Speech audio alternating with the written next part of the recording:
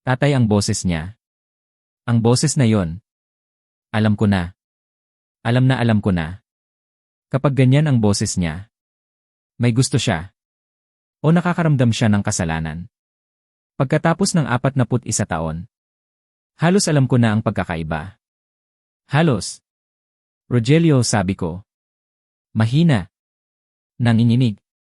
Nasa ospital ako. Isang napakahabang katahimikan. Hindi ang uri ng katahimikan na nagpapakita ng pag-aalala, kundi ang uri na nagpapahiwatig ng pag-iisip. Pagkalkula. Gaano kalala, tatay, tanong niya.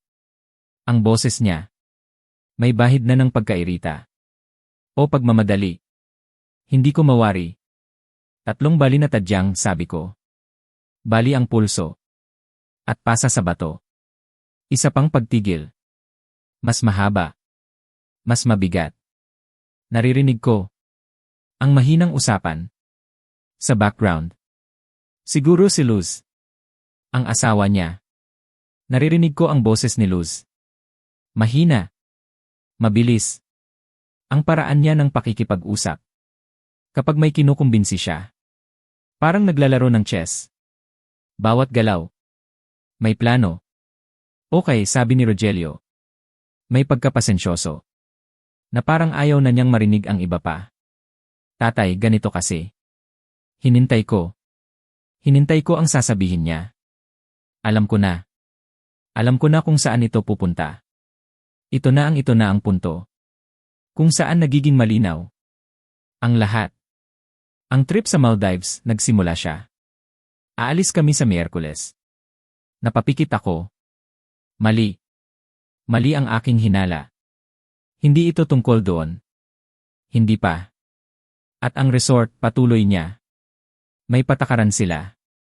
Kapag nag-cancel ka, sa loob ng 72 oras, mawawala ang buong deposit. Naka-impact na si Luz, tay. Sayang ang pera. Narinig ko ang buntong hininga niya. Parang pinapakawalan ang lahat ng bigat. Nadala niya. At dagdag pa niya. Parang nag-aalangan. Hindi naman siguro ikaw mamamatay, di ba sabi ng doktor, stable ka naman. Kaya, doon ko naramdaman. Ang lamig. Ang lamig na bumalot sa akin. Higit pa sa lamig ng kwarto sa ospital. Higit pa sa sakit ng aking mga sugat. Ang salitang stable. Ang salitang hindi ka mamamatay. Parang isang baso. Napuno na. Tapos tinulak pa. Bumaha. Anak, mahina kong sinabi. Ang boses ko. Nanginginig. Hindi dahil sa sakit. Kundi dahil sa sasakit ng puso. Ang boses na ginagamit ko noon. Kapag nakikita ko siyang nagsisinungaling. Noong bata pa siya. Nung 12 siya. Tungkol sa report card niya. Ituloy mo ang biyahe mo. Ang paghinga niya. Malalim. Ang tunog ng kaluwagan. Na nakabalot. Sa manipis na balot ng kasalanan. Narinig ko yon. Alam ko na. Sigurado ka, tay, ang tanong niya. Parang nagtatanong kung pwede na ba siyang umalis. Sigurado, sabi ko. Pinilit kong sabihin yon. Nang may katatagan. Nang may pagtitimpi. Tatawag kami araw-araw, pangako. Sige po. Kumusta raw si Luz? Narinig ko ang mahinang tunog ng pag-asa. Sa boses niya. At tatay, dagdag niya. Ang huling parirala. Ang pinakamatamis. Na parang matamis na gamot. Na may kasamang lason. Magpahinga ka, masyado kang nagtatrabaho. At pagkatapos. Bumaba ang telepono. Bago pa ako makasagot. Sa partikular na obra maestra. Ng kabalintunaan na yon. Ako. Si Ricardo Perez. Nakahiga. Sa hospital bed. May bali ang pulso. At pasa ang bato. Sinabihan ng lalaking. Nakakatanggap ng 120,000. Buwan-buwan. Sa loob ng 9 na taon. Na masyado akong nagtatrabaho. Ako. Ang nagtatrabaho. Siya. Ang nagbabakasyon. Kailan pa naging ganyan? Ibinalik ko ang telepono sa mesa. Nakaharap sa ibaba. Ayoko nang makita. Ayoko nang makita ang screen. Ayoko nang makita ang mga numero. Ang mga missed calls. Tinitigan ko ang kisam. Ang puting kisam. Ang kisam ng ospital. 68 taong gulang. At nagugulat pa rin. Sa taong ito. Sa anak ko. Sa sarili kong anak. Kasalanan ko. Kasalanan ko yon. Paano ko hinayaan na maging ganito ang aking anak? Ang aking dugo. Ang aking buhay. Na mas mahalaga pa ang Maldives. Kaysa sa akin. Kaysa sa aking buhay. Naisip ko. Ang lahat ng pinagdaanan ko. Ang lahat ng hirap. Ang lahat ng sakripisyo. Para lang sa kanila. Para lang sa mga anak ko. At ganito. Ang kapalit. Ang sakit. Ang sakit sa aking dibdib. Hindi lang dahil sa mga bali kong tadyang. Kundi dahil sa sakit. Na dulot ng pagtataksil. Ng isang anak. Sa kanyang ama. Naramdaman ko ang pagkabigo. Ang pagkabigo. Na parang tubig. Na umaapaw. Sa aking mga mata. Naisip ko. Ang mga salita ni Luz. Sa background. Ang boses niya. Parang isang propesor. Nagtuturo. Kung paano mag-isip. Kung paano magplano. Kung paano manipulahin. At si Rogelio. Ang anak ko. Sumusunod. Sumusunod sa bawat utos. Ni Luz. Parang isang bata. Natakot sa kanyang nanay. Takot sa kanyang asawa. Hindi na siya ang anak ko. Hindi na siya ang batang lalaki. Na yumayakap sa akin. At nagsasabing.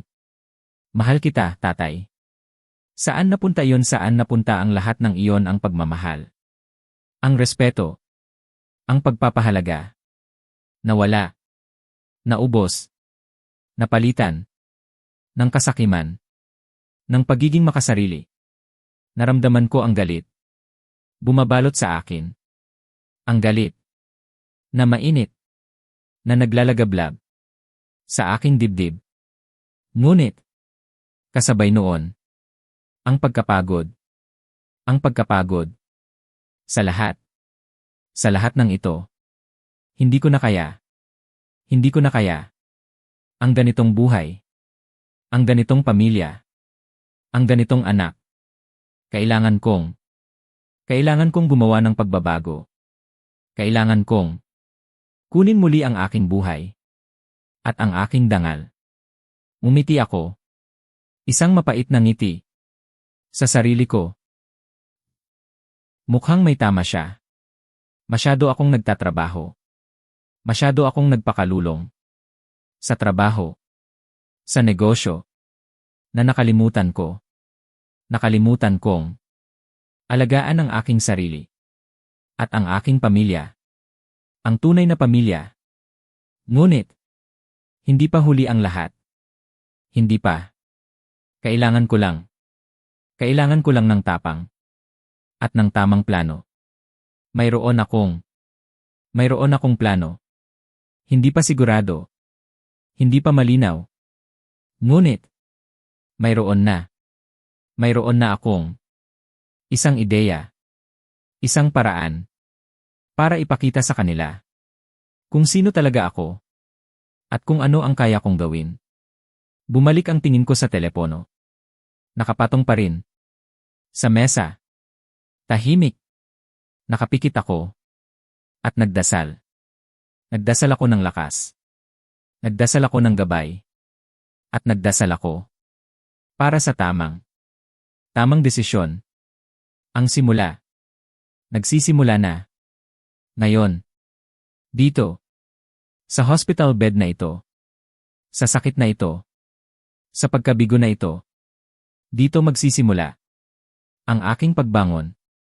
Ang aking pagbabago. Ang aking tunay na pagbabago ni tatay. Ang telepono. Nakapatong pa rin sa mesa. Malamig. Parang ang aking puso. Matapos ang tawag. Kay Rogelio. Ang anak ko. Ang aking dugo. Ang tunay na pagdurusa. Hindi ang mga bali na tadyang ko. Hindi ang pasa sa aking bato. Ang tunay na sakit. Nanggagaling doon. Sa loob. Sa aking dibdib. 87 missed calls. Hindi ko sinagot. Pero narinig ko. Narinig ko ang kanyang boses. Ang boses niya. Na parang tuod. Walang pakialam. Mas importante pa ang Maldives. Kaysa sa ama niya. Na nasa ospital. Nakaratay. Naghihinalo. Siguro. Tama na. Sabi ko sa sarili ko. Tama na. Hindi na ito ang dati. Hindi na ang anak ko. Ang kausap ko. Kundi isang estranghero. Isang taong. Walang pakialam. Sa akin. Sa aking buhay. Kailangan kong kumilos. Hindi ako pwedeng. Hindi ako pwedeng manatili dito. Sa kama. Nakaratay. At maghintay. Maghintay sa wala. Kailangan kong gawin ang mga bagay. Na dapat ko nang ginawa. Matagal na. Ang unang tinawagan ko. Ang aking accountant. Si Benji Santos. Isang tapat na tao. Siya. Sa loob ng 19 na taon. Hindi siya kailanman. Nagtanong nang hindi niya alam ang sagot. Matalino. At tahimik. Ang gusto ko sa kanya. Benji, sabi ko. Pinilit kong gawing malakas ang boses ko. Si Mang Ricardo ito. Narinig ko ang pagbabago sa kanyang tono. Mula sa pagiging kalmado. Patungo sa pagiging alerto. Opo, Mang Ricardo. May kailangan po ba kayo? Benji, sabi ko. Diretsahan. Hindi na ako magpapaligoy-ligoy pa. Ang mga salita. Kailangan kong maging. Tiyak. Gusto kong suspindihin mo. Ang buwanang paglilipat. Sa account ni Rogelio. Katahimikan. Muli. Ngunit ito ay iba. Ito ay katahimikan ng pag-isip. Pagproseso. Magkano po ulit iyon, Mang Ricardo, tanong niya. 6,000. Sabi ko. 120,000 pesos. Buwan-buwan. Sa loob ng 9 na taon. Naisip ko ang kabuang halaga. Malaki na pala yon. Napakalaki. Para sa isang anak. Na hindi naman nagpapahalaga. Sige po. Sususpindihin ko agad. Sabi ni Benji. Walang tanong. Walang pagtutol. Tulad ng dati. Ang husay niya. At Benji, dagdag ko pa. Kailangan ko itong gawin. Kailangan kong tiyakin. Na hindi na ito mangyayari. Ulit. Gusto kong gawin mo itong indefinite. Walang hangganan po, tanong niya. May bahid ng pagtataka. Ngunit hindi paghuhusga. Walang hangganan. Sabi ko. At pagkatapos. Hanggat hindi ko. Sinasabi sa'yo. Na ituloy muli. Opo, Mang Ricardo. Mauunawaan ko po. Nagpasalamat ako. At binaba ko ang telepono. Isang malaking hakbang. Isang malaking hakbang na nagawa ko. Pakiramdam ko. Bumigat ang dibdib ko. Ngunit, sa magandang paraan. Parang nabawasan. Ang isang malaking pasanin. Ngayon. Ang pangalawang hakbang. Ang susunod. Kailangan ko ng tulong. Kailangan ko ng pangangalaga. Hindi ko kayang gawin ito mag-isa. Lalo na sa aking kalagayan. Kinuha ko ang directory. Sa bedside table. Hinanap ko ang numero. Ng Prestige Home Nursing. Isang pribadong ahensya. Na nabanggit sa akin. Ng aking abogado. Si Arthur Simmons. Maaasahan daw sila. Nagdial ako. Tumunog. 1. 2. 3. Marahil ay mahaba na ang pila. Marahil ay hindi sila makakasagot. Ngunit, naisip ko, kailangan kong sumubok. Sa ika-4 na ring, may sumagot. Prestige Home Nursing. Magandang umaga po. Paano po ako makakatulong ang boses? Malumanay. Professional. Ngunit, may init. May tunog ng pag-aalala. Magandang umaga, sabi ko. Medyo nahihirapan akong magsalita. Nais ko sanang mag-request ng isang live-in nurse. Sige po. Kailan po ang inaasahang petsa ng pagsisimula? Miyerkules po sana. Sabi ko. Kailangan ko. Kailangan ko ng tulong agad. Mayroon po kaming available. Si Manang Denise. Siya po ay may 17 taong karanasan. Napakahusay po niyang umasikaso. At napakabait. Narinig ko ang pagiging kumpiyansa sa boses niya. At ang boses ni Manang Denise. Narinig ko yon sa telepono. Nang kausapin ko siya. Ito ay isang boses na nagpaparamdam sa akin na lahat ay maayos na asikasuhin. Na parang lahat ay magiging okay. Sa sandaling iyon. Sa sandaling iyon. Ang pagiging maasahan. Ang pagiging maalaga. Ay mas mahalaga. Mas mahalaga kaysa sa Maldives. Kaysa sa deposit ng resort. Kaysa sa buong pagkatao ni Rogelio. Na pinagsama. Magaling po ba siya, tanong ko? Opo, tito. Siya po ang aming pinakamagaling. Marami na po siyang natulungan. Lalo na po sa mga nakatatanda. Okay, sabi ko. Maganda yan.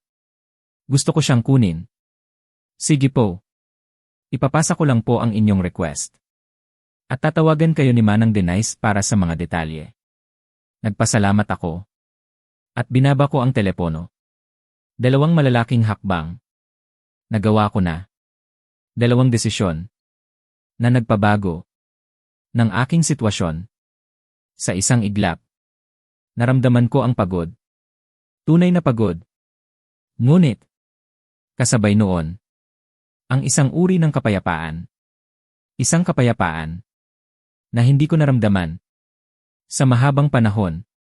Alam ko na sa puso ko na ang mga 2 tawag na yon, ang 2 desisyon na yon, ang magiging simula ng isang malaking pagbabago. Hindi lang para sa akin, kundi marahil para sa lahat. Pinikit ko ang aking mga mata at nagpahinga.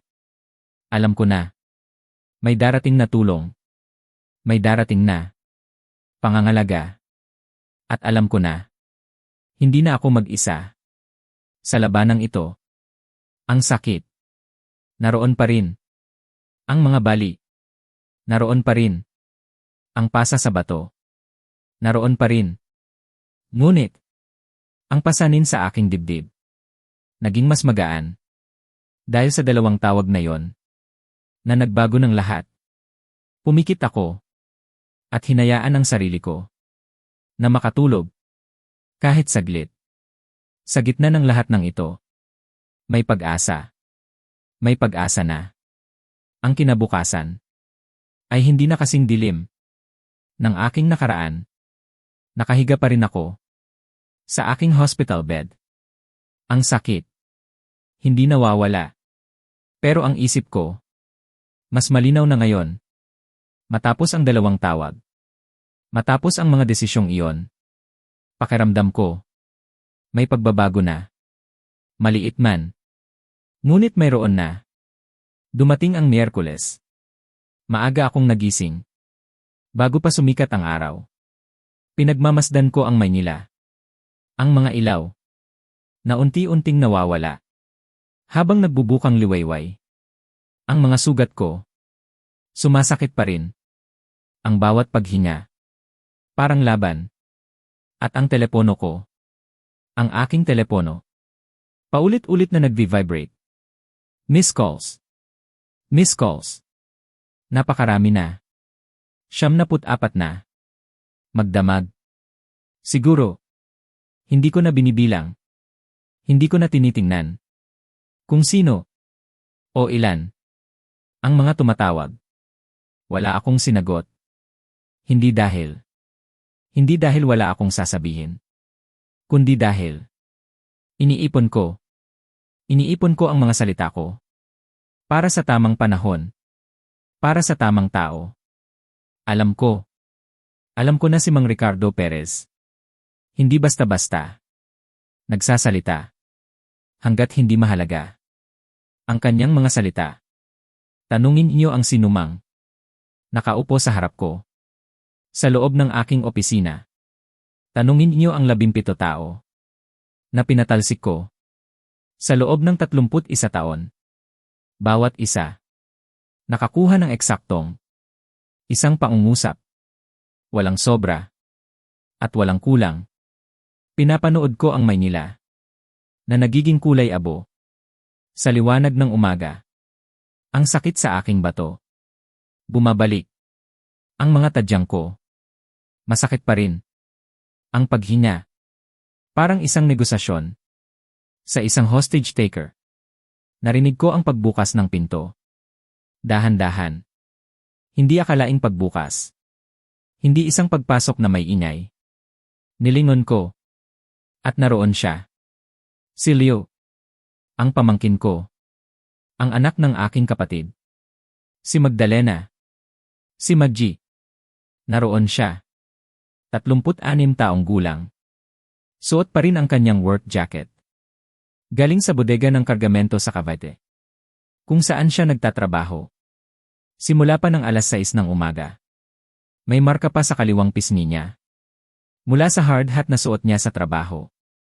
Tiningnan niya ako. Tiningnan niya ang aking kama. Tiningnan niya ang aking brace sa pulso. Tiningnan niya ang drip stand. Ang monitor. At ang hindi nagalaw na gel-o na iniwan ni Aling Brenda. Nang may tunay na pag-asa. Humugot siya ng upuan. Mula sa sulok ng kwarto. Hindi siya nagtanong kung pwede. Hindi siya gumawa ng eksena. Umupo siya. Lumapit. Naka-elbow sa kanyang tuhod. At nagtanong. Ano ang kailangan mo, Tito? Ang 4 na salitang iyon. Ano ang kailangan mo higit pa sa anumang eulogy? Na narinig ko. Higit pa sa anumang salita. Na sinabi sa akin. Nakakakilos. Ang puso ko. Sa simpleng tanong na yon. Hindi okay ka ba hindi nako, sana mas maaga ako. Kundi. Ano ang kailangan mo? Ang simpleng tanong na yon. Nagpakita ng higit pa. Kaysa sa anumang. Pagsisisi o pagmamalaki. Ipinakita nito. Ang tunay na pagmamalasakit. Ang tunay na pagmamahal. Paano mo nalaman, tanong ko? Nagkibit balikat siya. Tinawagan po ng kapitbahay niyo. Si Aling Nena. Tinawagan niya ang opisina. Sabi niya, nakita raw niya ang ambulansya kagabi. Nagkibit balikat ulit siya. Hindi pa po ako makaalis hanggang ngayon. Tumango ako. Si Aling Nena. Ang 74 taong gulang. Nagtatanim ng kamatis sa kanyang beranda. May mga mata na parang Cold War intelligence officer. Hindi ko alam. Hindi ko alam kung kailan ko siya pasasalamatan. Ngayon ko siya pinapasalamatan. Sa buong buhay ko. Hindi ko naramdaman ang ganitong pasasalamat. Alam ba ni Rogelio, tanong ni Leo? Sabi ko. Pero hindi niya kailangang malaman. Iyan ang kakaiba kay Leo. Hindi na niya kailanman. Kailangan nang ipaliwanag ang mga bagay-bagay. Simula noong 9 taong gulang siya. Nakaupo sa kusina ko sa Tondo. 3 araw matapos mamatay ang nanay niya. Kumakain ng cereal sa hating gabi. Dahil hindi siya makatulog. At imbes na umiyak, tumitingala siya sa akin. At nagsabing, ano ang gagawin natin ngayon, Tito Cardo? Praktikal. Nagdadalamhati. At praktikal. Iyan si Leo. Mula pa noon. Si Magdalena. Ang kapatid ko. Si Maggie. 11 araw na noon. Patay na siya. Ang aking maliit na kapatid. 31 taong gulang lang. Isang aneurysm. Na walang nakakita. Na siya lamang ang uri. Na mayroon. Siya ay isang single mother. Walang ama sa larawan. Walang pamilya na natira. Kundi ako. Si Leo. Walang ibang mahal sa buhay. Kaya ako. Ako ang naging mahal sa buhay ni Leo. Hindi ko kailanman sinabi kay Rogelio na may iwanan ako kay Leo. Sabi ko sa sarili ko, para mapanatili ang kapayapaan. Para hindi magpakita ng paboritismo. Para hindi maging awkward ang mga holiday. Pinaniwalaan ko ang kwentong iyon. Matagal na. Nakaratay sa kwarto 214 na. Isang Martes ng hapon. Ang telepono ko ay naglulog ng tawag numero 62. Mula sa isang lalaki sa Maldives. At si Leo. Nakaupo 3 talampakan ng layo. Nagtatanong kung ano ang kailangan ko. Hindi ko na yon pinaniwalaan. Nakakain ka na ba, tanong ni Leo? Nagdala sila ng pagkain. Hindi ko ginalaw. Sabi ko. Bumaba ako sa cafeteria. Sabi niya. Tumayo siya. Kinukuha na ang kanyang wallet. Ayaw mo pa rin ng kabute. Kinailangan kong tumingin sa labas ng bintana. Sa skyline ng Maynila. Na nagiging kulay abo. Sa paglubog ng araw ng Oktubre. 68 taong gulang. 2 anak. At 30 taon. Kung sinigurado. Na ang maling isa. Ang maling anak. Hindi kailanman.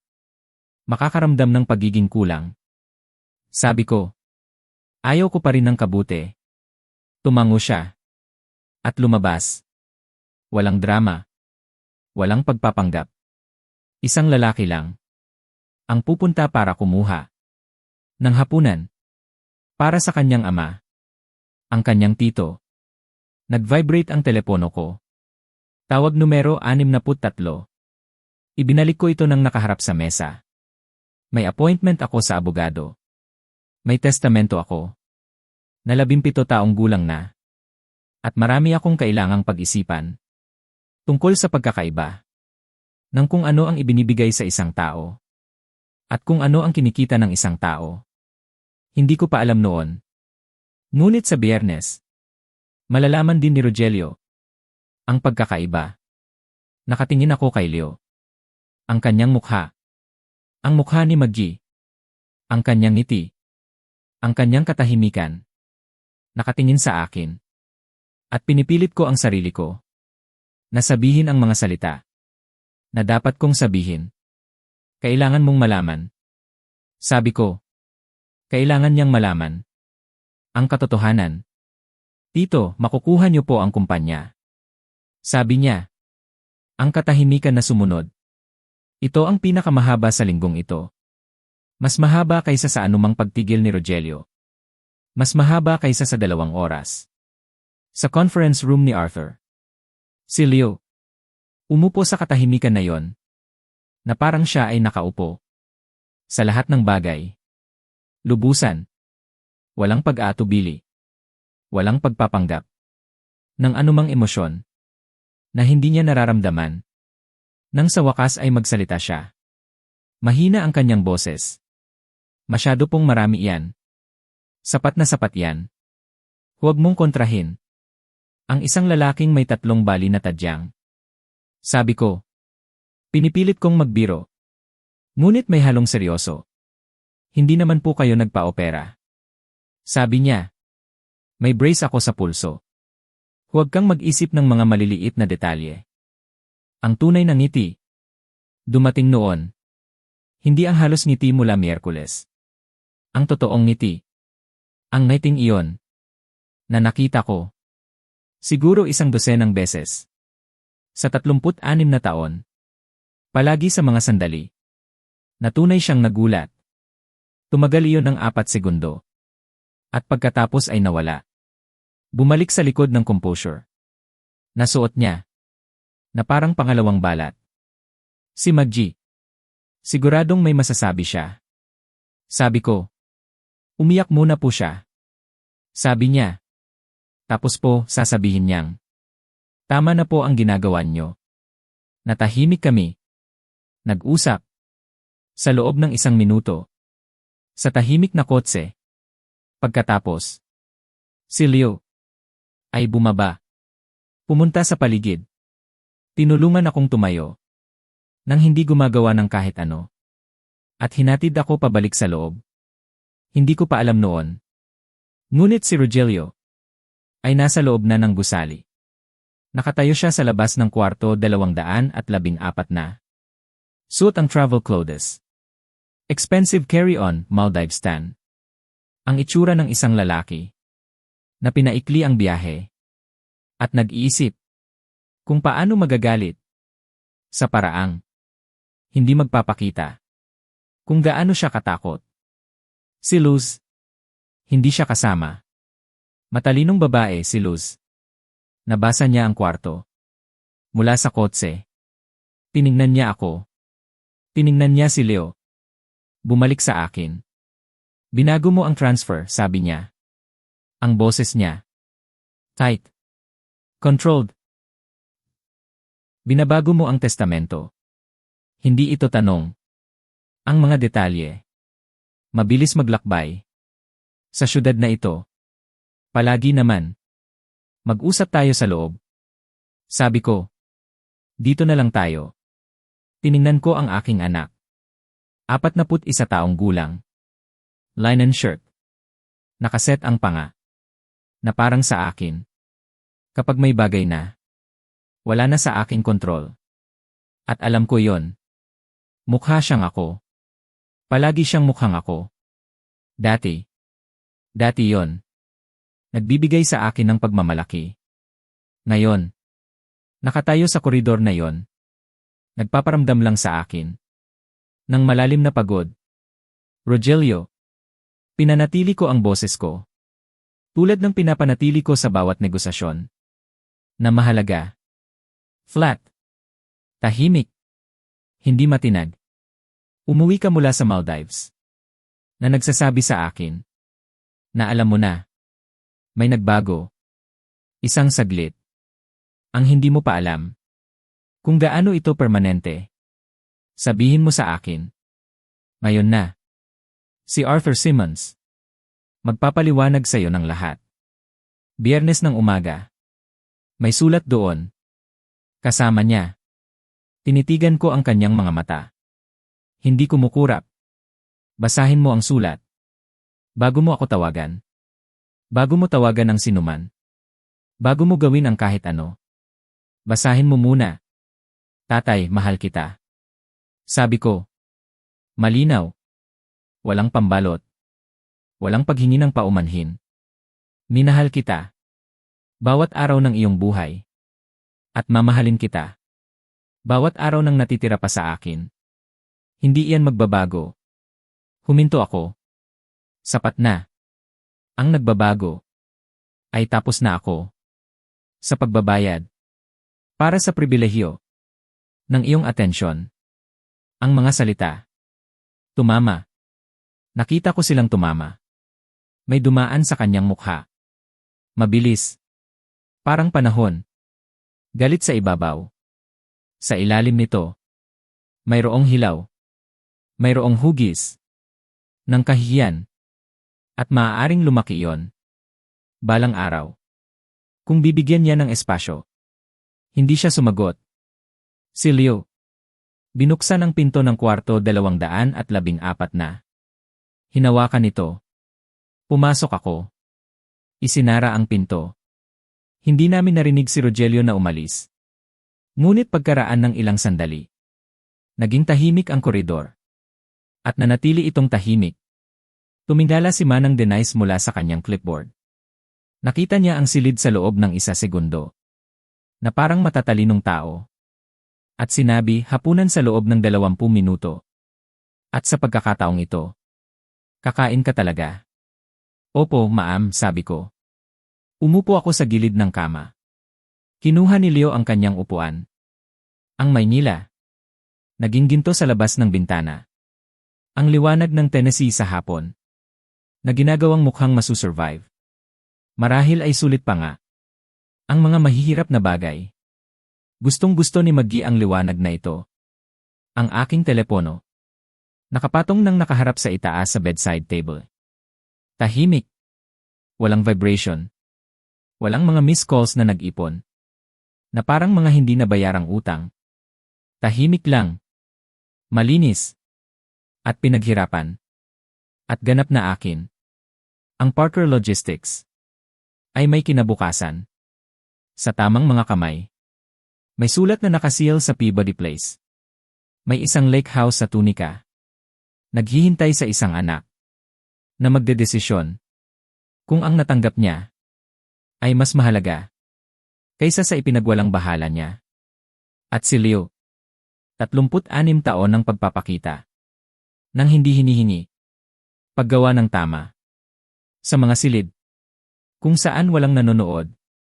Hindi kailanman. Nagpresenta sa akin ng invoice. Para sa alinman dito. Ay tatakbo. Ng 114 milyong kumpanya. Dahil yan ang nangyayari. Kapag kumikita ka ng isang bagay.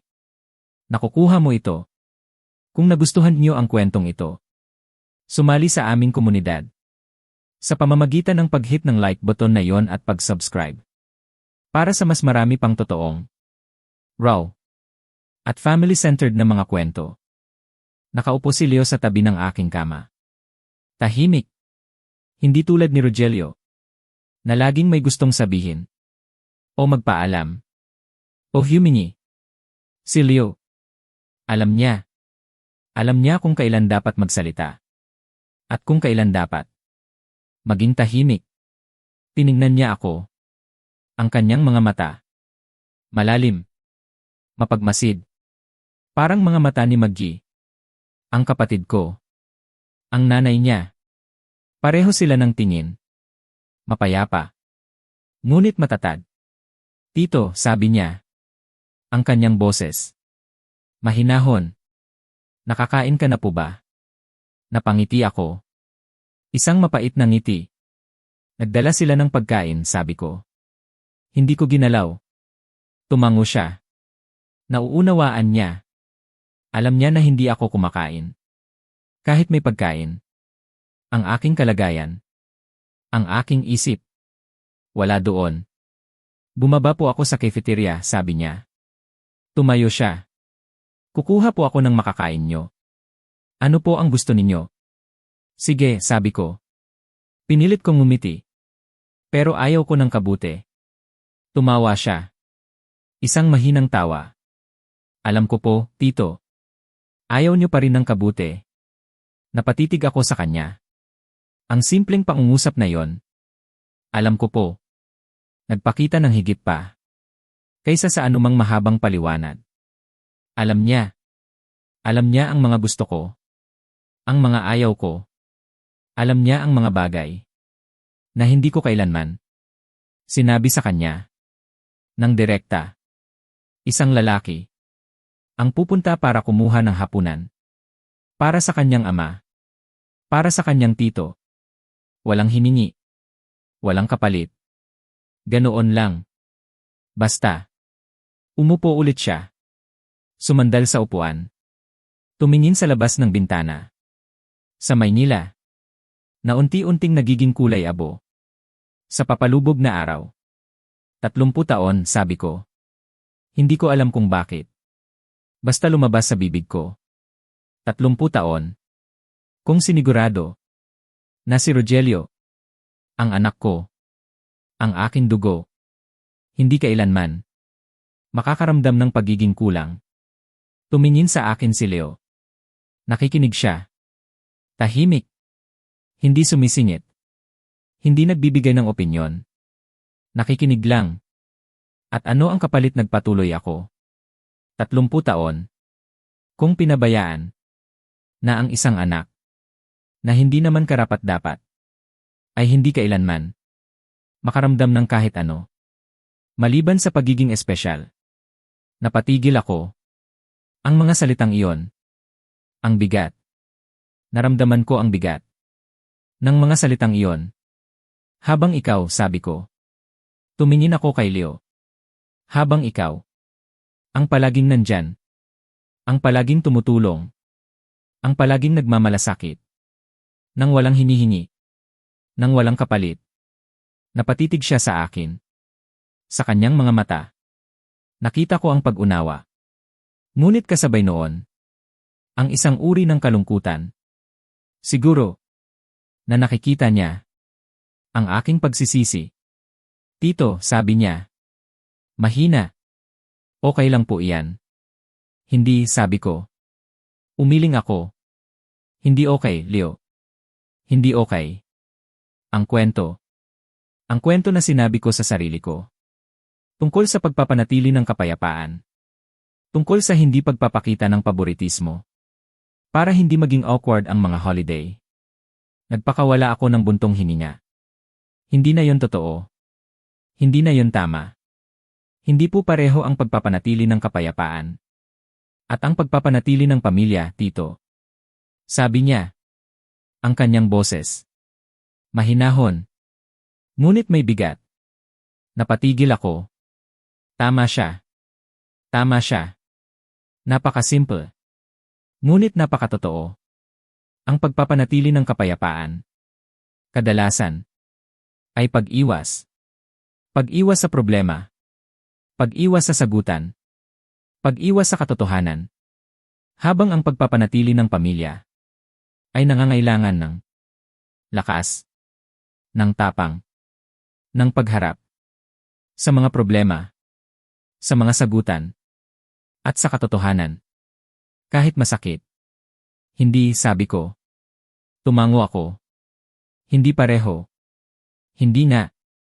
Tumingin ulit siya sa labas ng bintana. Ang Maynila. Sa ilalim ng malamig na liwanag ng tanghali. Hindi po kayo may utang na loob sa akin, Raymond. Sabi niya. Ang ginawa mo. Pagkatapos mamatay si Maggie. Sabi ko. Ang aking kapatid. Ang kanyang nanay. Na nawala. Bigla. Tito. Sabi niya. Hayaan niyo po akong tapusin. Ang sinimulan ko. Tinitigan niya ako sa mata. Sa loob ng ilang sandali. Mahaba. Seryoso. Pagkatapos. Tumango siya. Isang beses. At kinuha ang kanyang kape. Hindi ko pa alam noon. Ngunit ang tango na yon.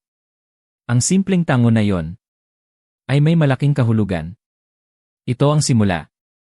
Ng isang malaking pagbabago. Para sa akin. At para sa kanya. At para sa lahat. Naramdaman ko ang bigat. Ang bigat ng aking mga desisyon. Ang bigat ng aking nakaraan. Ngunit, kasabay noon, ang pag-asa. Ang pag-asa na. Hindi pa huli ang lahat. Na pwede pa akong gumawa ng tama. Bago mahuli ang lahat. Ang mga salita ni Leo. Bumalik sa aking isipan. Hindi po kayo may utang na loob sa akin. Bakit niya sinabi iyon? Ano ang ibig niyang sabihin siguro?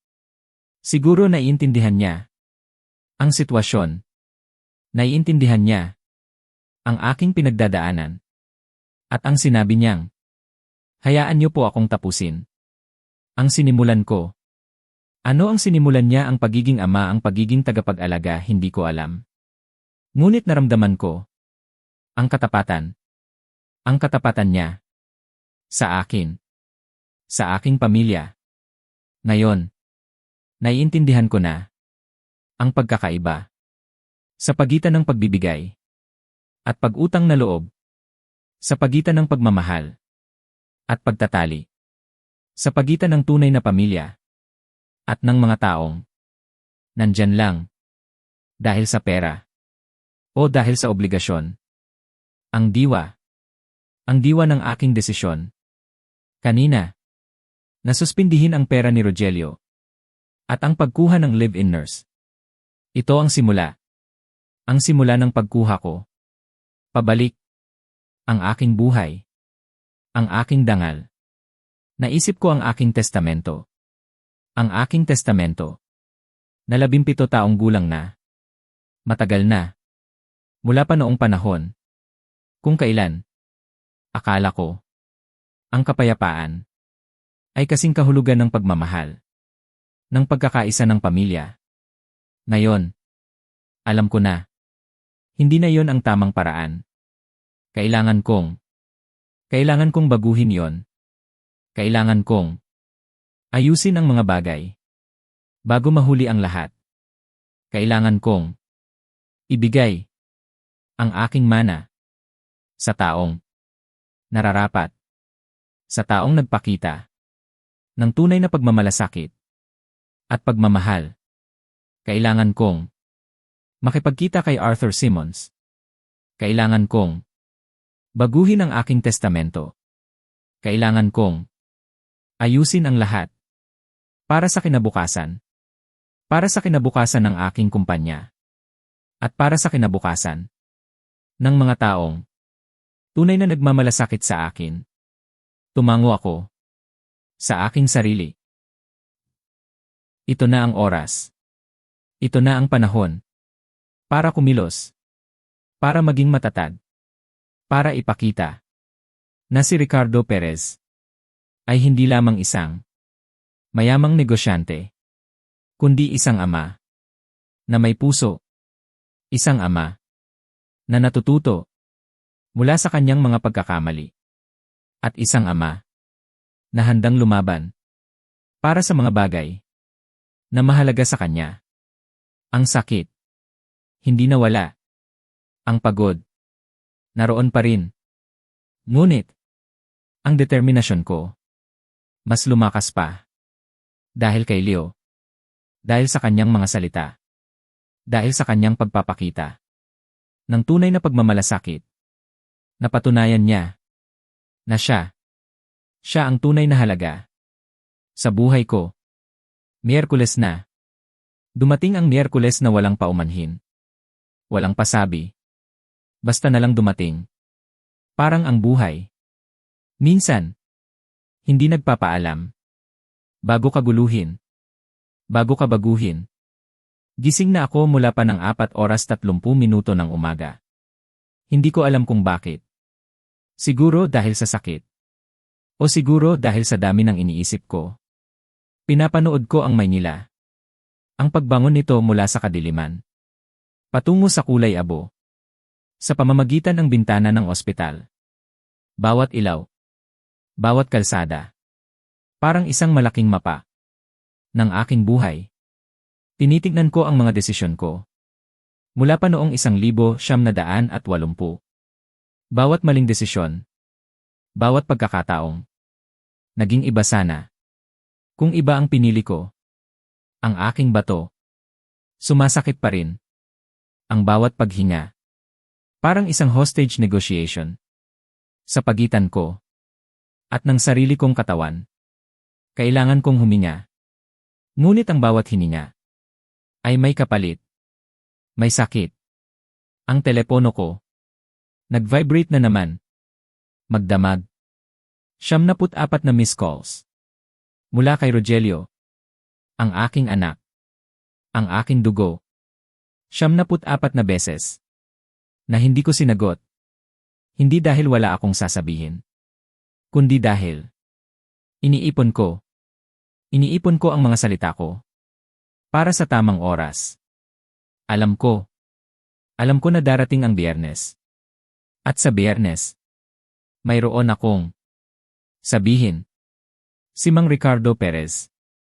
Hindi nagsasalita. Hanggat hindi mahalaga ang kanyang mga salita. Iyan ang sinasabi ko. At iyan ang gagawin ko. Bandang 8:15 ng umaga. Dumating si Manang Denise. Ang aking bagong yaya.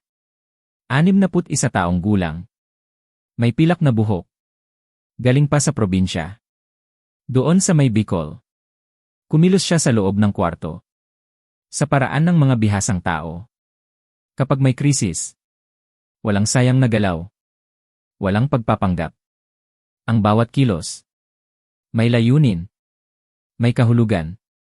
Kinama niya ang aking kamay. Yung hindi nabali. Tiningnan niya ang chart ko. Tiningnan niya ako. Diretsahan. Sa mga mata. Nakatulog ka ba, tanong niya? Konting-konti, Manang. Sabi ko. Kumain ka. Nagdala si Leo ng pagkain kagabi. Si Leo. Pamilya mo po, ang tanong niya. Diretsahan. Ngunit may pag-aalala. Sabi ko. Naramdaman ko. Naramdaman ko ang pagbabago. Sa paraan ng pagsabi ko. Parang sinasabi ko na. Sa paraang dapat ay sinasabi ko na. Sa loob ng 20 taon. Tumango siya. Na parang ayos na yon. Settled na. Pagsapit ng 9 oras ng umaga. Ang mga gamot ko. Nakaayos na. Ang mga nurse. Na-brief na. At ang pinaka-importante. Ang maingay na bentilasyon. Sa itaas ng kama ko. Na hindi pinansin ng maintenance. Sa loob ng 6 na linggo. Inayos na nila. Bago magtanghali. Naayos iyon. 9 na taon. 120,000 bawat buwan. Kay Rogelio. At 45 minuto lang. Kasama si Manang Denise. At mas marami pa siyang nagawa para sa akin. Kaysa sa nagawa niya. Sa loob ng 1 dekada. 1 dekada. Na pinakain ko siya. Pinag-aral ko siya. Miyerkules na. Hapon na. Ang araw. Unti-unting naglalaho. Sa labas ng bintana ng ospital. At sa wakas. Ang aking telepono. Nag-ring. Isang tawag. Hindi miss call. Hindi notification. Isang aktwal na tawag. Mula kay Rogelio. Ang anak ko. Nag-isip ako. Sandali. Dapat ko bang sagutin matapos ang 74 na missed calls matapos ang kanyang pagiging abala? Sa Maldives sa kanyang bakasyon habang ako. Narito. Sa ospital. Nakaratay. Ngunit. May desisyon na akong ginawa. Noong umaga. Na hindi na ako. Hahayaan pang. Maging biktima. Ng sitwasyon na ito. Na hindi na ako. Papayag na baliwalain. Kaya. Sinagot ko. Tatay ang boses niya. Hindi na yon ang malambing. Malambot na boses. Ng dating anak ko. Hindi na rin yon ang nagkukunwaring nag-aalala. Ito ay. Mahigpit. Kontrolado. Parang bakal. Rogelio, sabi ko. Kalmado. Pinilit kong gawin yon. Hindi ako magpapakita. Ng kahinaan. Hindi na yon. Nabalitaan ko po kay Ben hindi daw tumuloy ang transfer. Ang boses niya. May halong pagtatanong. Ngunit higit doon. May halong paghihinala. Tama ka. Sabi ko. Simple. Maikli. Nagkaroon ng isang mahabang. Napakahabang katahimikan. Isang Maldives silence. Ang uri ng katahimikan. Na mabibili mo. Sa halagang 1,200 bawat gabi. Ang katahimikan. Ng kasakiman. Ng pagiging makasarili. Kaya po ba ito dahil sa ospital, tanong niya? Kasi po nag-usap tayo, di ba? Hindi tayo nag-usap, Rogelio, sabi ko. Diretso. Ikaw ang nagpaliwanag. May pagkakaiba. Malaki ang pagkakaiba. Nagkaroon ng saglit na pagtigil. Narinig ko ang tunog. Ng tubig. Parang nasa tabi ng pool. O nasa beach. Ang tunog ng kanyang bakasyon. Habang ako. Naghihirap dito. Okay, hindi po yan. Nagsimula siyang sabihin. Ngunit pinutol ko siya. Talaga po, sabi niya. Sige na, sabi ko. Naisip ko.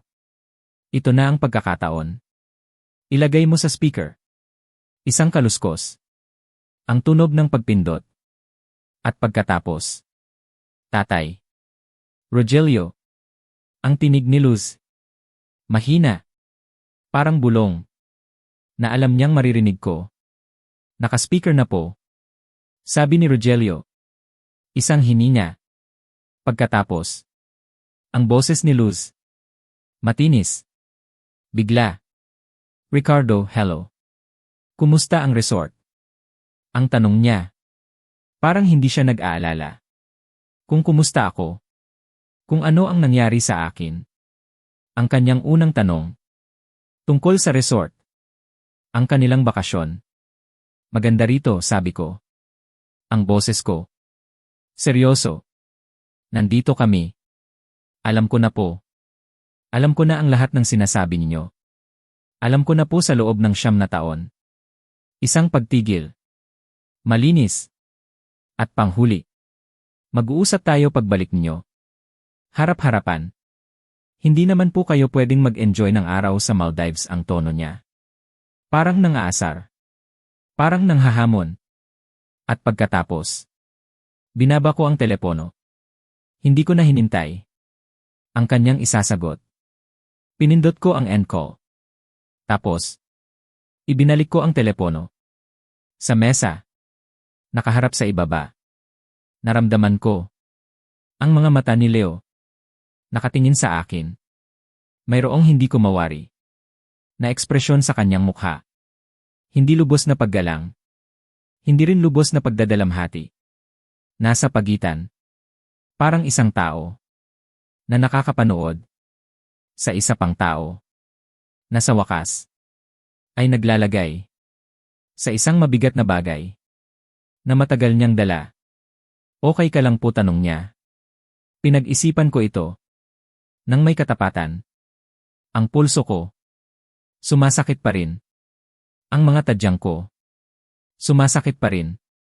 Ang bato ko may masamang linggo pa rin. Papunta na, sabi ko. Tumango siya. Uminom ng kanyang kape. Hindi siya nagpumilit. Iyan ang maganda kay Leo. Hindi siya nagpipilit. Basta nandyan siya. At minsan, ang pagiging nandyan ay sapat na. Bandang 5:30 ng hapon. Tumayo siya. Isinuot ang kanyang jacket. Babalik po ako bukas. 7:30 bago ang meeting niyo sa abogado. Sabi niya. Parang isang schedule na nauna na niyang inayos ang kanyang araw. Para dyan. Dahil inayos na niya.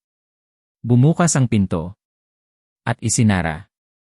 Ang kwarto ay naging tahimik na parang mga kwarto kapag ang isang tao na may tunay na presensya ay umalis. Tiningnan ko ang aking telepono. 79 na missed calls. Sa kung saan. Sa ibabaw ng Indian Ocean. Si Rogelio ay nagmamath. Nagbibilang kung ano ang nawala sa kanya. At hindi pa ako nagsisimula. Ang ilang tao. Sinusunog ang bahay. Kapag tapos na sila. Hindi ako. Ibinibigay ko ang susi. Sa tamang tao. Hayaan ang mali. Malaman mula sa courier. Sa isang Biyernes ng umaga. At matulog. Na parang isang tao. Na sa wakas. Ay nagbayad. Ng utang. Na matagal niyang dala. Hindi iyon kahinaan. Iyan ay 68 taon. Ng pag-alam. Sa pagkakaiba. Ng ingay. At kapangyarihan. Si Rogelio. Gumawa ng ingay. 102 missed calls. Na ingay. Ako. Gumawa ng appointment sa Huwebes. Kay Arthur Simmons. Sa Peabody Place. At pumirma. Sa 17 pahina. Gamit ang asul na tinta.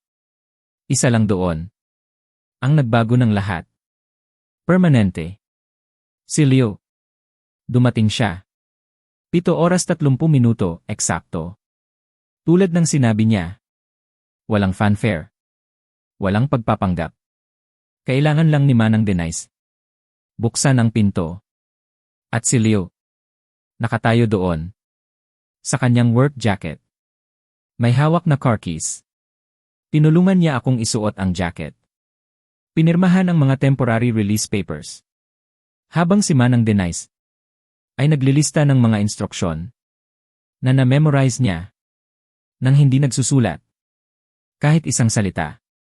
At hinatid ako sa elevator na parang isang tao na ginagawa ito sa buong buhay niya na sa bawat paraan na mahalaga. Siya nga. Huwebes ng umaga. Ang hangin sa labas. Malamig pa. Ngunit sa loob ko, may kakaibang init. Isang init ng desisyon. Isang init ng pagbabago. Bandang 7:30 ng umaga. Dumating si Leo. Tulad ng pangako niya. Maaga. Tahimik. Walang ingay. Binuksan ni Manang Denise ang pinto. Nakatayo siya doon. Sa kanyang work jacket. Hawak ang kanyang car keys. Parang handa na siya. Sa anumang mangyari. Tinulungan niya akong isuot ang aking jacket. Pinirmahan ang mga temporary release papers. Habang si Manang Denise ay naglilista ng mga instruksyon na nakuha niya agad. Sa isip niya, walang nasulat. Hinatid niya ako sa elevator na parang isang tao na ginagawa ito sa buong buhay niya at sa bawat paraan na mahalaga. Siya nga iyon. Ang nag-aalaga. Ang nagmamalasakit. Ang tunay na kasama. Ang kanyang kotse. Isang lumang Camry. Nakaparada sa ikatlong hilera ng parking lot. Ang nabasag na side mirror ay sumasalamin. Sa mahinang liwanag ng Huwebes ng umaga. Binuksan niya ang passenger door. Hindi siya gumawa ng eksena. Sumakay ako. Ang Maynila. Dumaan sa aming mga bintana. Ang Orange Mound. Kung saan niya ako pinalaki. Ang Midtown.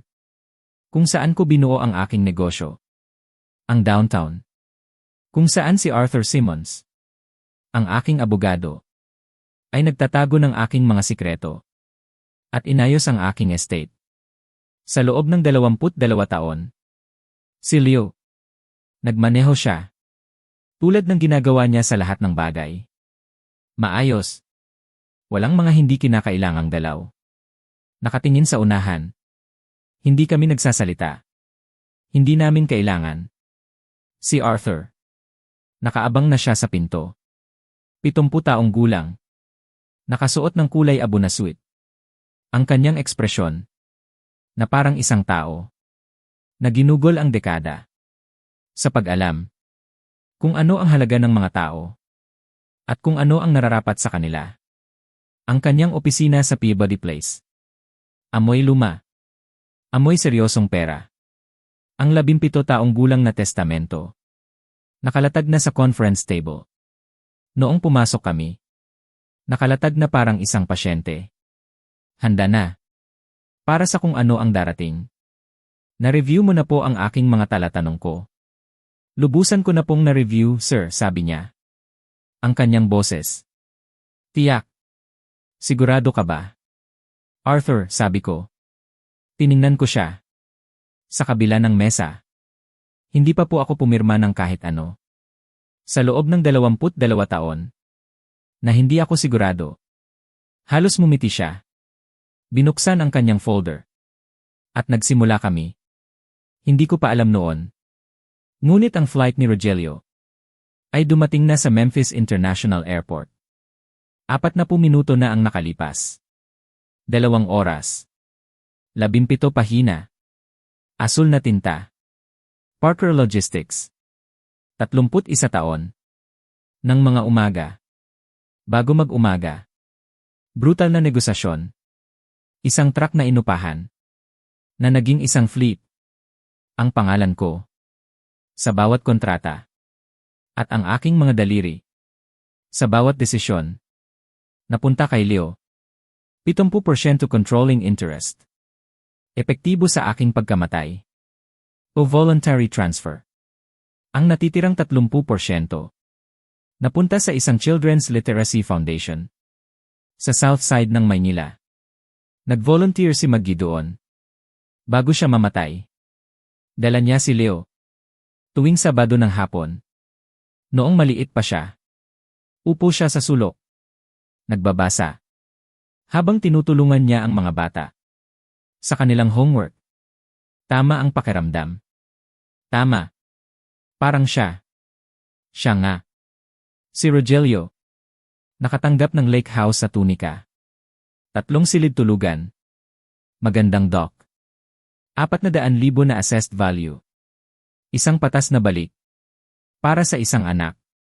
Na gumawa lang. Ng sapat. para maituring na anak. At pagkatapos, ang sulat. Isang pahina. Ang aking mga salita. Hindi kay Arthur. Isinulat noong Martes ng gabi. Sa kwarto 214 na. Gamit ang aking kaliwang kamay. Dahil ang aking kanan ay nakabrace. Habang ang ventilasyon ay maingay. At ang Maynila ay natutulog sa labas ng aking bintana. Bawat paungusap may kapalit na tunay. Hindi ako malupit. Sa sulat na yon, ang kalupitan ay madali sana. At hindi ako kailanman interesado sa madali. Sinabi ko kay Rogelio, kung ano ang 9 na taon ng 6,000 bawat buwan ay talaga hindi ang kabutihan, hindi ang pagmamahal, kundi ang kasalanan. Ang kasalanan ng isang ama na nakita ang sarili niya na bumubuo ng isang transactional na anak at hindi niya ito itinama ng mas maaga at gumugol ng isang dekada sa pagsusulat ng mga tseke kaysa sa pagkakaroon ng isang pag-uusap na maaaring magbago ng lahat. Sinabi ko sa kanya, tapos na ang mga tseke. Sinabi ko sa kanya, mahal ko siya. Dahil mahal ko siya. Ganap. Walang kondisyon. Ang paraan ng pagmamahal mo sa isang taong ginawa mo mula sa simula. Kahit na sila ay nagpapabigo sa iyo. Sa mga paraan na nakakabawas ng hininga. Sinabi ko sa kanya, ang pagmamahal at ang financing ay dalawang magkaibang bagay. At ako ay responsable lamang para sa isa sa mga yon. Pasulong. Si Arthur. Personal niyang nisil iyon. Minarkahan ang envelope.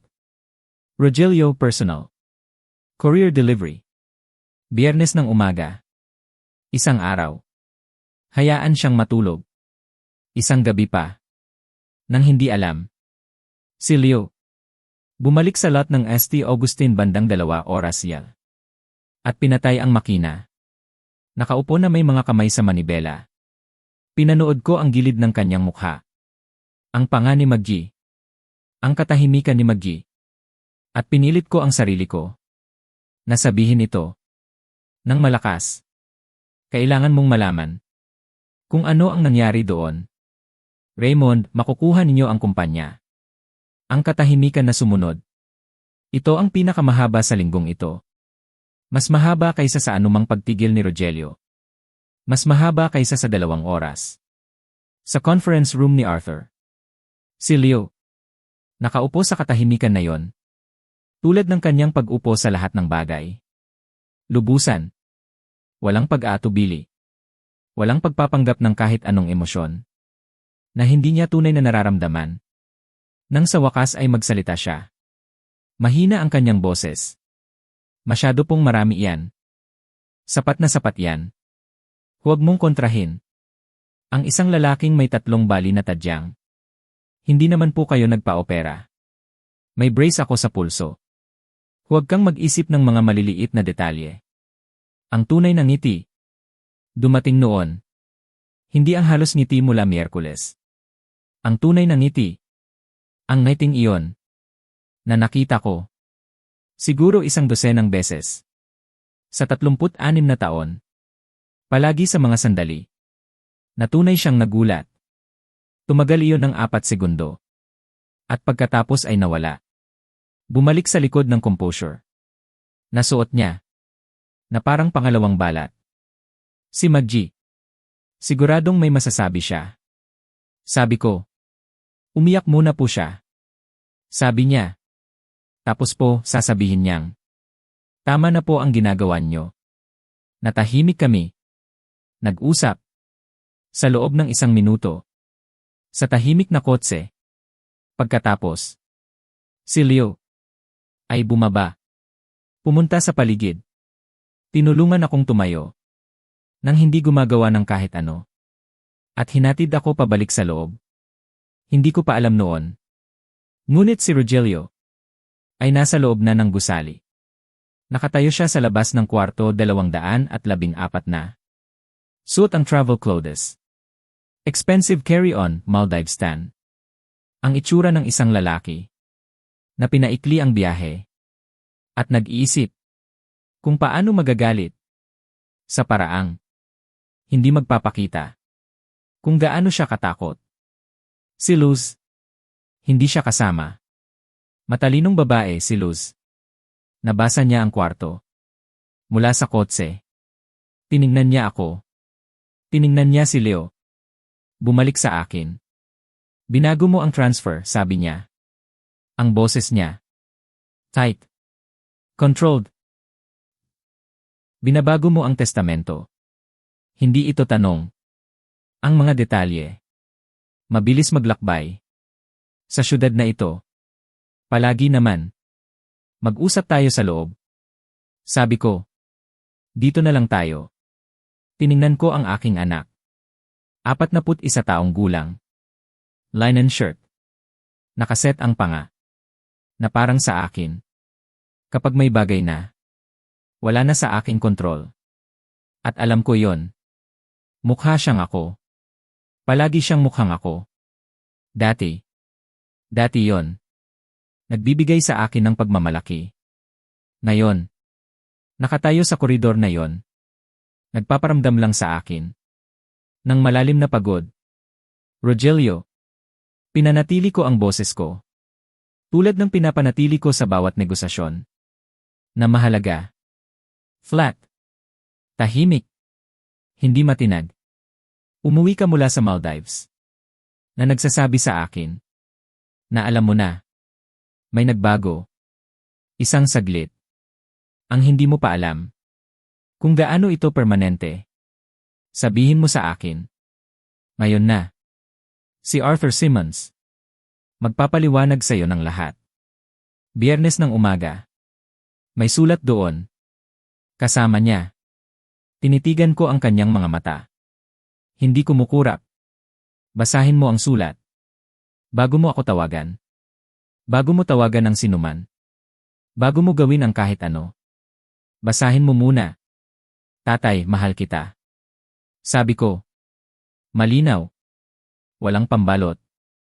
Walang paghingi ng paumanhin. Minahal kita. Bawat araw ng iyong buhay. At mamahalin kita. Bawat araw nang natitira pa sa akin. Hindi iyan magbabago. Huminto ako. Sapat na. Ang nagbabago. Ay tapos na ako. Sa pagbabayad. Para sa pribilehyo. Ng iyong atensyon. Ang mga salita. Tumama. Nakita ko silang tumama. May dumaan sa kanyang mukha. Mabilis. Parang panahon. Galit sa ibabaw. Sa ilalim nito. Mayroong hilaw. Mayroong hugis. Ng kahihiyan. At maaaring lumaki iyon. Balang araw. Kung bibigyan niya ng espasyo. Hindi siya sumagot. Si Leo. Binuksan ang pinto ng kwarto 214 na. Hinawakan ito. Pumasok ako. Isinara ang pinto. Hindi namin narinig si Rogelio na umalis. Ngunit pagkaraan ng ilang sandali. Naging tahimik ang koridor. At nanatili itong tahimik. Tumingala si Manang Denise mula sa kanyang clipboard. Nakita niya ang silid sa loob ng 1 segundo. Na parang matatalinong tao. At sinabi, hapunan sa loob ng 20 minuto. At sa pagkakataong ito. Kakain ka talaga. Opo, ma'am, sabi ko. Umupo ako sa gilid ng kama. Kinuha ni Leo ang kanyang upuan. Ang Maynila. Naging ginto sa labas ng bintana. Ang liwanag ng Tennessee sa hapon. Na ginagawang mukhang masusurvive. Marahil ay sulit pa nga. Ang mga mahihirap na bagay.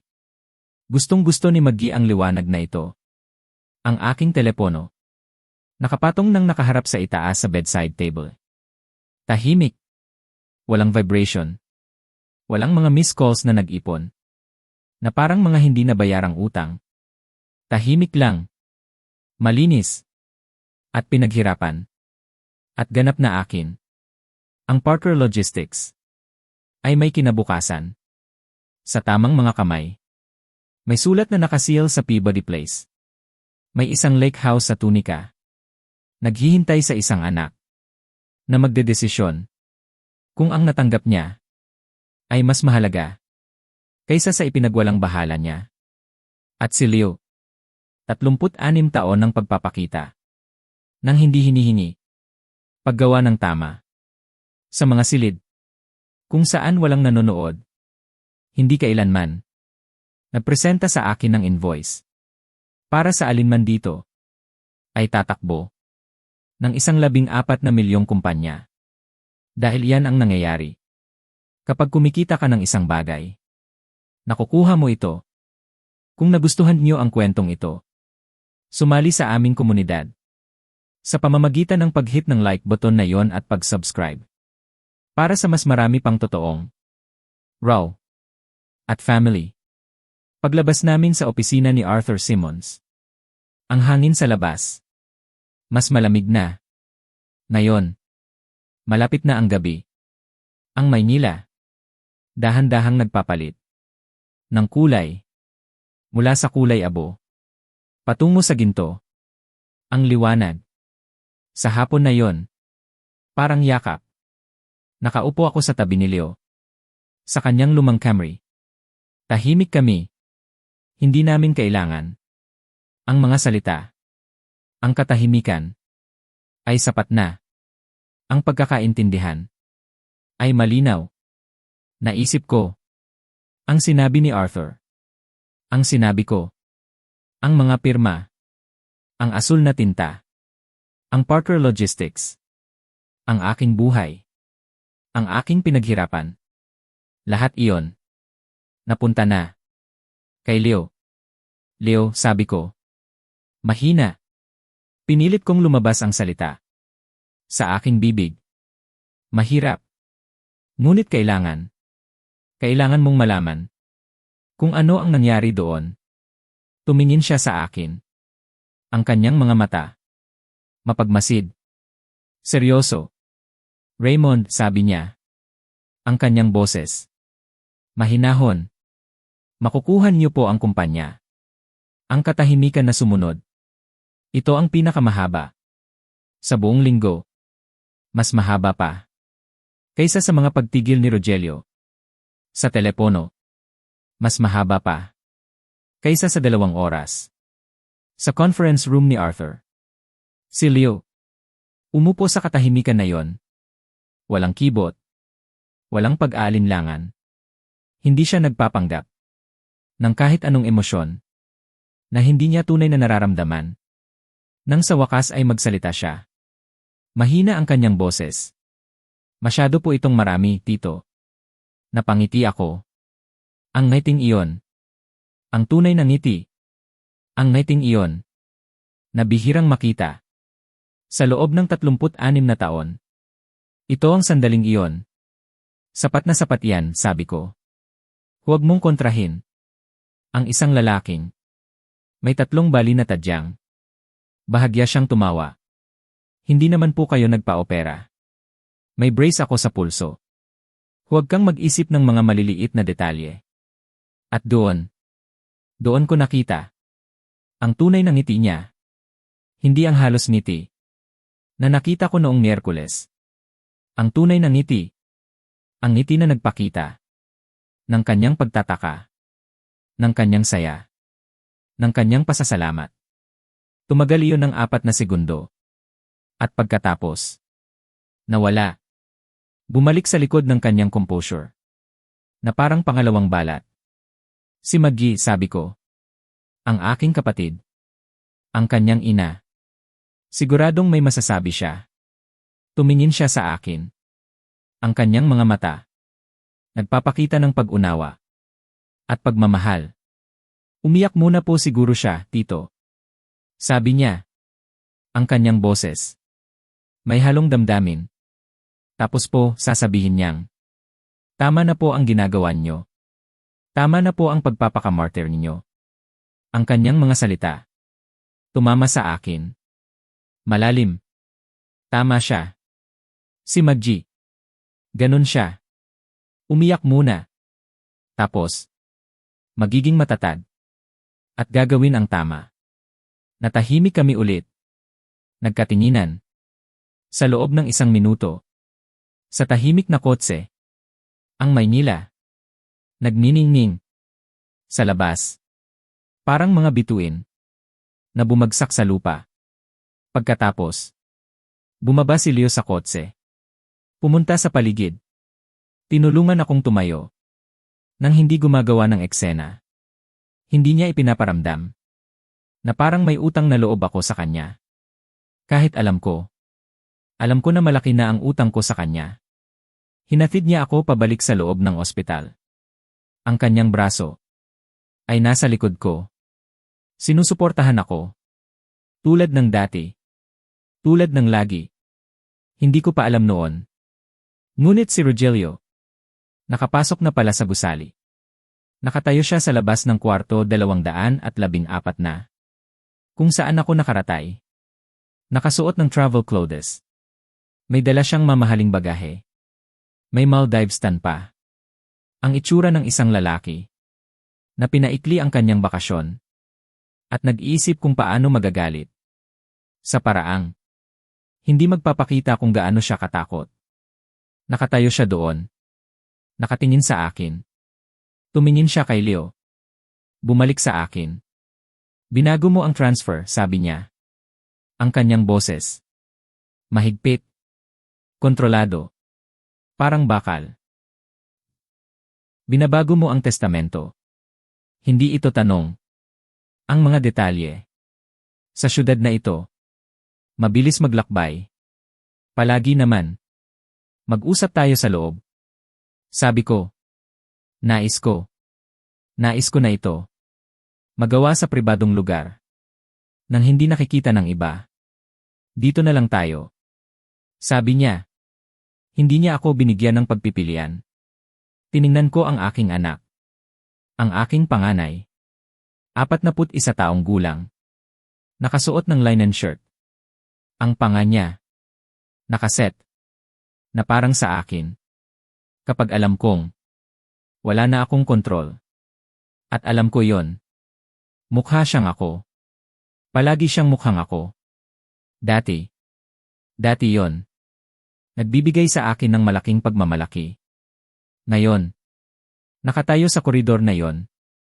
Sa harap ng aking anak. Na mukhang ako. Nagpaparamdam lang sa akin. Nang malalim. Malalim na pagod. Bone deep tired. Parang pagod na. Hindi na maibabalik. Kahit ng pahinga. Rogelio, sabi ko. Pinanatili ko ang boses ko. Tulad ng pinapanatili ko sa bawat negosasyon. Na mahalaga. Flat. Tahimik. Hindi matinag. Umuwi ka mula sa Maldives. Na nagsasabi sa akin. Na alam mo na. May nagbago. Isang saglit. Ang hindi mo pa alam. Ay kung gaano ito permanente. Sabihin mo sa akin. Ngayon na. Si Arthur Simmons. Magpapaliwanag sa iyo ng lahat. Biyernes ng umaga. May sulat doon. Kasama niya. Hinawakan ko ang kanyang mga mata. Hindi kumukurap. Basahin mo ang sulat. Bago mo ako tawagan. Bago mo tawagan ang sinuman. Bago mo gawin ang kahit ano. Basahin mo muna. Nagkaroon ng pagtigil. Narinig ko ang hangin. Sa labas. Parang bumubulong. Parang nagdadalamhati. Tatay, mahal kita. Ang sabi niya. Ang boses niya. Medyo nanginginig na. Minahal kita. Bawat araw ng iyong buhay. At mamahalin kita. Bawat araw ng natitira pa sa akin. Hindi iyan magbabago. Huminto ako. Sapat na. Ang nagbabago. Ay tapos na ako. Sa pagbabayad. Para sa pribilehyo. Ng iyong atensyon.